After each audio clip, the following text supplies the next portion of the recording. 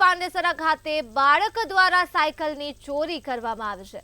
સામાન્ય રીતે બાળકો ભગવાનનું સ્વરૂપ હોય છે, પરંતુ અહીં બાળકે સાયકલની ચોરી કરી છે। સુરતનો આ મામલો છે, જ્યાં પાંડેસરાના સાઈ દર્પણ રો હાઉસની આ ઘટના છે, જેના દ્રશ્યો જોઈ શકો છો। બાળક સાયકલની ચોરી કરતો દેખાય છે। ભણવાની ઉંમરમાં આ બાળકે સાયકલની ચોરી કરી છે। ઘરની બહારથી બાળકે આ સાયકલની ચોરી કરી છે અને ધોળા દિવસે સાયકલની ચોરી કરી બાદ આ બાળક ફરાર થઈ ગયો છે। સમગ્ર ઘટના સીસીટીવી કેમેરામાં કેદ થઈ છે અને સીસીટીવી કેમેરાની ઘટના સામે આવી રહી છે।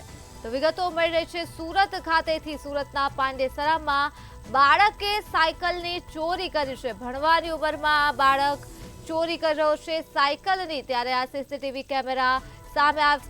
કેમેરાની ફૂટેજ સામે આવી રહી છે, જ્યાં પાંડેસરાના સાઈ દર્પણ રો હાઉસની આ ઘટના છે। ત્યારે ભણવાની ઉંમરમાં આ બાળક ચોરી કરી રહ્યો છે।